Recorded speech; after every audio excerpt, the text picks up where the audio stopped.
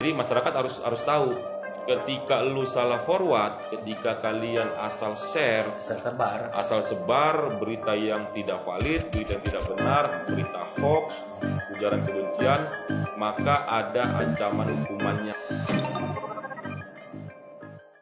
Selamat siang. Menjelang Pilpres 2024, suasana semakin memanas. Saking semangatnya pendukung, maka mereka terkadang tanpa sengaja menyebarkan konten-konten ujaran kebencian dan berita-berita bohong di media sosial. Nah, apa implikasinya ini? Maka kita dalam podcast ini akan menghadirkan Bapak Ali Hakim Lubis, seorang advokat. Beliau sangat pengalaman tentang penanganan dan pendampingan terhadap mereka yang terjerat Undang-Undang ITE ini. Selamat siang. Siang. Bang Sehat? Amin, alhamdulillah. Pernah jadi pengacara Ahmad Dhani ya? Sampai sekarang kalau itu. Sampai sekarang ya, berteman akrab ya? Sampai sekarang. Itu dimulai dari mana tuh bisa jadi akrab dengan Oh, itu ceritanya sekitar tahun 2016 tuh Bang Amin. Waktu itu ada pilkada DKI ya, kalau nggak salah Jakarta. Waktu itu antara Ahok, kalau nggak salah Ahok tuh lawan Anies. Ada satu lagi Agus Harimurti Yudhoyono pada waktu itu, tiga paslon. Nah, jadi singkat ceritanya kita kenal di situ, berteman di situ, dan kebetulan pada saat itu juga yang bersangkutan kan kena kasus kan, itu Undang-Undang ITE lah, kurang lebih seperti itu awalnya.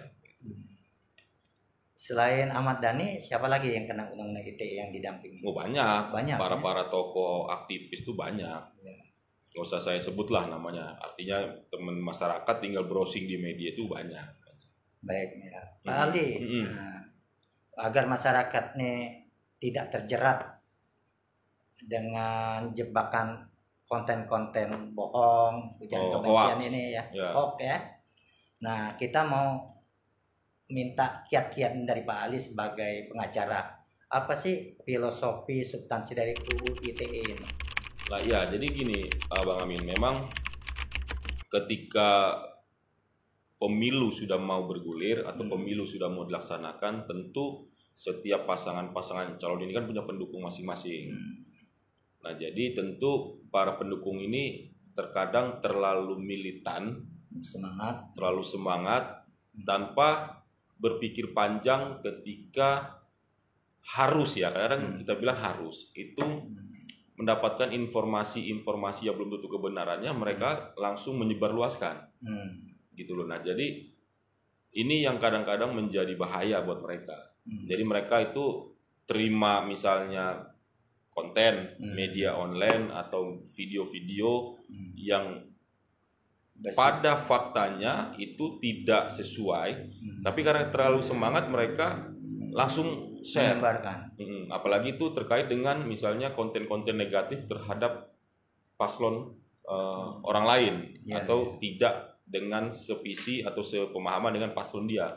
Nah, ini kadang-kadang masyarakat ini atau pendukung yang terlalu militan ini tanpa berpikir lagi, tanpa memeriksa lagi benar atau tidaknya main share. Nah, ini banyak, ini dari sekitar pilkada DKI masuk Pilpres 2019 tuh banyak sekali yang terjerat ya. Nah, jadi di sini saya ingin memberikan sedikit pemahaman buat teman-teman, khususnya buat para relawan, para simpatisan, para pendukung, bahwa memang harus hati-hati. Selektif ya? Ya, selektif. Nah, jadi dalam khususnya menyebarkan konten dulu ya. Dalam Undang-Undang ITE itu kan khususnya dalam pasal 27 itu ayat 1, 2, 3, 4 sampai dengan 28 ayat 2 yang paling sering dipakai untuk ketika ada berita-berita hoax, lebih umum itu 28 ayat 2. Itu kalau terkait suku, agama, ras, dan antar golongan. Tapi kalau terkait ke pribadi-pribadi, misalnya itu lebih kepada 27 ayat 3 Undang-Undang ITE. Misalnya ada yang bersifat satu konten yang menghina ke personal. Misalnya kayak Bang Amin nih, misalnya calon presiden, tiba-tiba dibully, dihujat, dihina, difitnah, disampaikan ujaran kebenciannya. Itu di pasal 27 ayat 3. Oke. Tapi kalau lebih kepada personal Ya, juga. memproduksi atau menyebarkan kan. Ya. Pencemaran nama baik. Ya, kemudian pornografi.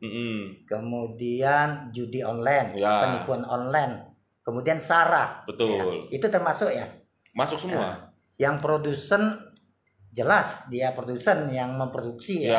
Ya. Yang ikut-ikutan ini. Nah, yang menyebarkan itu kan, Yang kayak saya bilang menyebarkan. tadi, misalnya dia terima berita online atau media online yang berita yang mana kalanya itu bohong. Sifatnya fitnah, bohong, Ya, sifatnya kebencian, ya, SARA. ya, artinya dia belum cross check, dia main terima berita, dia main forward ulang. Oke, itu kena undang-undang ITE. Ada dikaitkan nggak dengan undang-undang lain? Contohnya, kemarin itu banyak misalnya menggunakan penghapusan diskriminasi suku dan etnis, itu kemarin itu kalau terkait agama ya, agama ya. kebanyakan. Tapi kemarin itu pakai undang-undang 1 tahun 46. Apa itu undang-undang 1? Itu tentang peraturan tindak pidana. Itu kalau quote and quote dia berdampak menimbulkan keonaran. Misalnya berita bohongnya gini, berdampak timbulnya keonaran, misalnya dia di media sosial itu gara-gara postingan itu orang jadi rame, orang jadi ribut, nah itu berasumsikan itu sebagai keonaran, diasumsikan itu keonaran, nah, itu kena Undang-Undang 1 tahun 46, pasal 14 junto pasal 15. Oke, kalau misalnya gini, ada yang menyebarkan konten atau berita ya, bahwa ada gempa bumi di Palu susulan, sehingga padahal tidak ada, sehingga membuat resah dan onar dan gempar masyarakat. Ya. Itu masuknya undang-undang apa? Ya itu bisa tadi di Undang-Undang 1 tahun 46 itu. ITE juga bisa, tapi itu kan dia junto, Bang. Junto ya. Jadi dia ada 2 undang-undang yang dipakai situ kan disebut. Mana yang utamanya junto sama subsidiarnya ya. Nah, kemudian lagi yang masalah gini. Ada konten kemarin melalui aplikasi kecerdasan buatan, artificial intelligence. Itu Jokowi bisa bahasa Cina padahal tidak. Nah, itu kena undang-undang ITE. Ya, itu kena. Artinya gini, yang membuat tadi kan tentu udah pasti kena. Ya. Masyarakat ini kan kadang dia bukan yang buat, jadi dia terima forward. Terima berita misalnya dari grup WA. Dia sebarkan lagi. Ya, itu kena ya. Itu kena. Makanya saya bilang tadi, sebelum dia sebar itu harusnya di cross check dulu. Di selektif ya. Selektif dulu. Benar nggak sih video ini? Benar nggak sih berita ini? Nah, jadi kelemahan sekarang orang itu kan asal nyebarin aja. Karena apa? Karena dia ketidaksukaan terhadap. Nah, terkadang dia tahu, tapi sengaja tetap disebarkan. Kalau yang sengaja mungkin kena memang pasti kena. Tapi kadang kan yang nggak tahu ini kan dia nggak sengaja nih, Bang Amin. Saking semangat aja, cuma modal semangat aja. Wah, ini menyerang paslon lain nih, gitu kira-kira kan dia main share. Untuk menjatuhkan paslon lain. Ya, nah itu yang paling sering terjadi. Oke. Kalau begini, misalnya kemarin dihebohkan berita ya, ada wanita hamil direkam oleh orang tanpa izin, itu kena nggak? Itu kena, itu memang nggak boleh. Sekarang ini kan ada undang-undang saya lupa. Itu kita nggak boleh merekam orang lain tanpa izin. Tanpa izin, memoto, merekam. Iya, apalagi yang bersifat kontennya asusila. Itu nggak boleh. Sekarang orang dengan memegang smartphone ini harusnya hati-hati. Hati-hati ya. Baik, Pak Ali. Kemudian podcast kemarin seperti Bambang Tri itu, yang pengarang buku Jokowi Undercover, itu kan kena undang-undang ITE juga kan, karena menyebarkan berita bohong. Kemudian dia podcast Gus Nur kena lagi. Itu termasuk apa tuh dalam podcast mereka bisa kena? Jadi gini, bisa kayak kita ini kan podcast juga. Jadi dalam podcast itu jangan menyebut nama yang mana pada saat pembahasan itu belum tentu peristiwanya benar. Contoh begini, ada satu berita katakan ada satu contoh tadi kebakaran lah ya. Nah, kebakaran. Padahal dia juga belum tahu kebakarannya itu terkait apa, tapi dia main tuduh bahwasanya yang bakar itu si A. Misalnya, itu yang bakar pasti si A itu.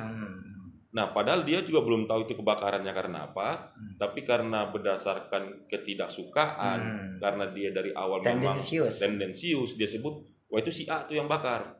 Contohnya seperti ijazah palsu lah ya. Nah iya. Belum ada bukti apa, main tuduh-tuduh saja. Nah, ya kan? Pengadilan belum membuktikan. Nah, ini yang sering terjadi dan repotnya masyarakat itu. Pokoknya segala sesuatu itu yang belum faktanya, yang belum diketahui secara pasti, nggak usah dibahas atau nggak usah langsung disebut namanya. Kalaupun memang ragu, sebut aja inisial A. Kayak di TV-TV kan sering tuh misalnya nama samaran Bunga, nama samaran Mawar.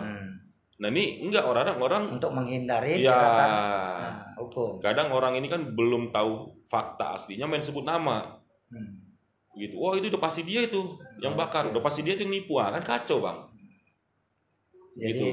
Selama ini pengalaman sebagai advokat nih yang terjun dalam dunia advokasi masyarakat, banyak menangani undang-undang ITE. Iya, dan rata-rata kenanya rata-rata begitu. Nah kalau Pak Ali tahu apa sih menyebabkan masyarakat ini gandrung dengan konten hoax? Yang pasti gara-gara mendukung salah satu pihak, misalnya katakan pemilu atau pilpres, ya jadi rata-rata kebanyakan begitu. Jadi ketika dia mendukung si A, maka dia pasti tentu akan anti kepada si B. Nah, ketika ada berita-berita negatif, berita hoax, ujaran kebencian apapun itu terkait orang yang nggak dia dukung, tentu dia akan sangat semangat. Jadi bahkan dia bisa bikin narasinya ya kalau ya. Jadi itu sebenarnya gara-gara mendukung ini. Dan secara kadang-kadang kita gini, mendukung boleh tapi jangan buta gitu loh. Dari luar akal sehat sudah. Ya, artinya makanya dengan pemilu saat ini kan banyak jargon-jargon itu kalau bisa pemilu itu dengan damai santun, artinya hindari menjelek-jelekkan antar paslon. Misalnya ada yang mendukung Pak Prabowo, ada yang mendukung Ganjar, ada yang mendukung Anies. Ini nggak perlu saling menghina, nggak perlu saling memfitnah, nggak perlu saling menjelek-jelekkan, nggak perlu saling melempar ujaran kebencian apapun. Yang benar itu kalian kampanyekan aja paslon yang kalian dukung yang bagus-bagusnya aja, tanpa harus menjelek-jelekkan yang lain. Nah, jadi kita mengkampanyekan itu. Artinya sesama pendukung ini jadilah pendukung yang pintar, pendukung yang cerdas, pendukung yang berintelek.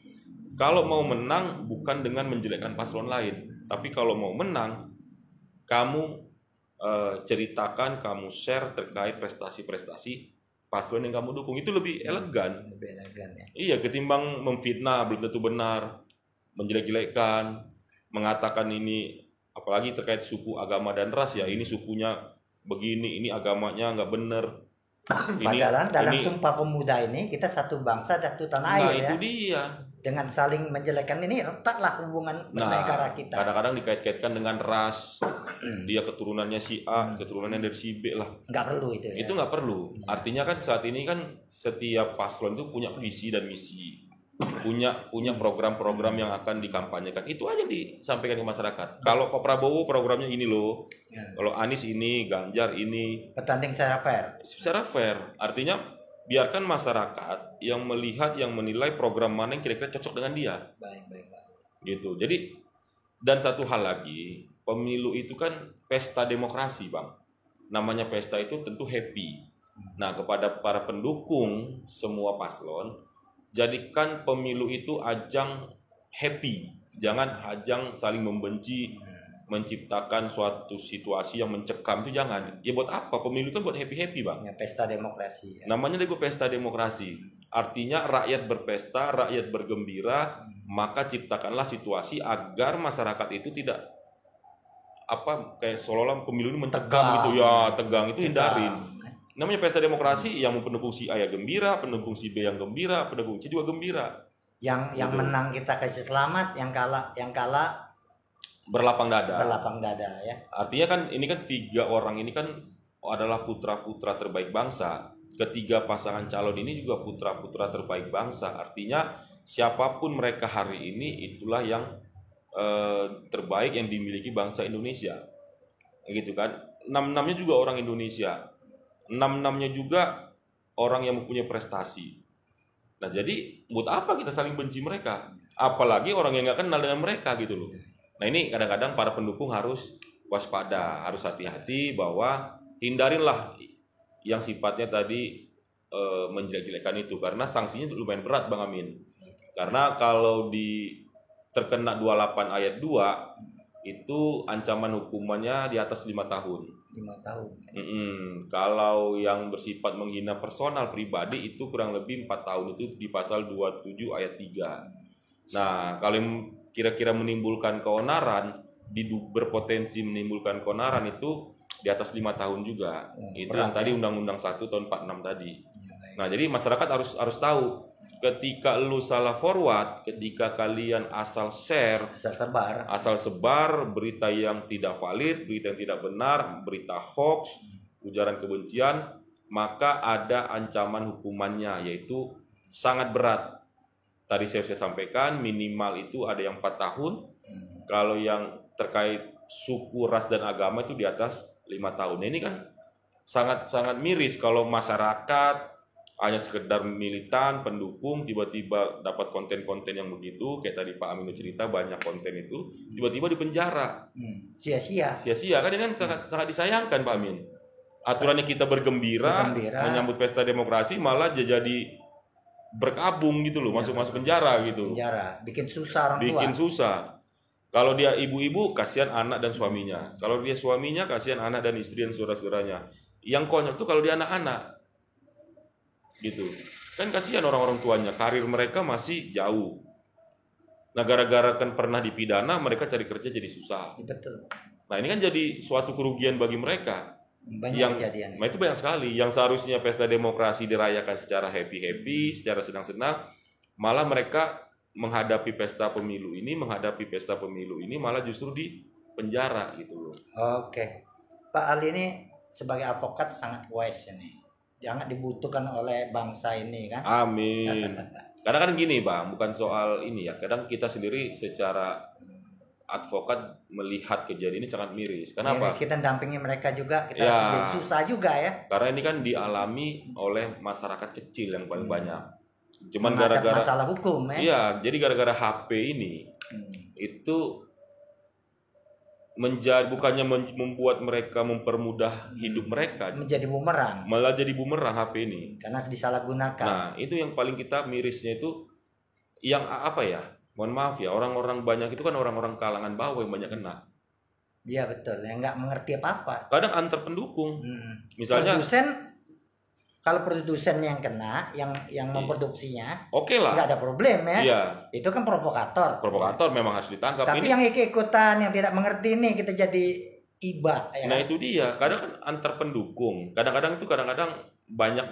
Kalau Pak Amin lihat itu antar tetangga RT. Iya betul. Misalnya si tetangganya dukung B, dia dukung A. Dia di Facebook, di Instagram, di Twitter tuh saling hujat mereka berdua. Saling serang. Ya. Nah.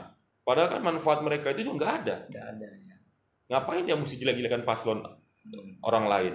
Dan sebegitu juga orang lain menjelekkan paslon dia. Ujungnya ribut, tidak terima, terjadilah perkataan-perkataan, mohon maaf, kadang bahasa-bahasa binatang. Bahkan ngajak duel. Nah, bahasa-bahasa negatif. Nah, ujung-ujungnya mereka masuk penjara. Iya betul. Kan gitu. Ini kan miris gitu loh. Sementara paslon yang mereka dukung, karena mereka juga nggak tahu mereka di bawah ini ribut, kan kadang-kadang kan tidak sampai mereka informasi itu. Oke Pak Ali. Gitu. Pak Ali ini kelihatannya sangat muda sekali, Gen Z ini. Milenial dong, seumuran dengan Mas Gibran. Mas Gibran ya 35 ya. 35-36. Masya Allah. Belum nikah ya? Hah? Belum nikah. Belum. Masih kalah Gibran. Gibran anaknya 2 umur 35. Habis pemilu nanti kita nikah. Terima kasih infonya Pak Advokat Ali ya. Semoga jadi advokat yang hebat pengganti amin. Bang Buyung Nasution. Amin. Dan kawan-kawan. Dan semoga diskusi kita hari ini bermanfaat buat para penonton di channelnya Bang Amin ini, dan khususnya masyarakat luas. Intinya bermedsos itu harus hati-hati Bang. Harus hati-hati. Periksa lagi sebelum di-share, itu diperiksa lagi benar atau tidaknya. Yang kedua, jangan memproduksi, itu udah pasti provokator tadi kata Bang Amin. Nah, yang ketiga itu, kalaupun kalian mau mendiskusikan hal-hal semacam kayak berpodcast gini, kalau ada peristiwa yang tidak pasti nggak usah disebut nama. Inisial aja. Jangan langsung menuduh, oh udah pasti si A nih, udah pasti si B nih, itu jangan bang.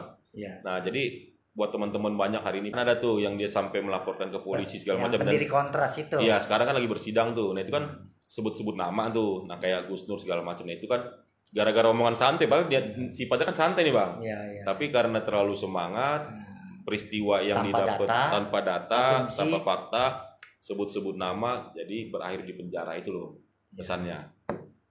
Baik, terima kasih ya Pak Ali ya. Sukses selalu Bang Amin channelnya. Ya. Semoga ini jadi manfaat bagi kita semua. Amin. Ya. Info-info ini bisa kita terus galakkan menjadi edukasi bagi kita semua. Mantap. Assalamualaikum warahmatullahi wabarakatuh. Waalaikumsalam. Sukses selalu.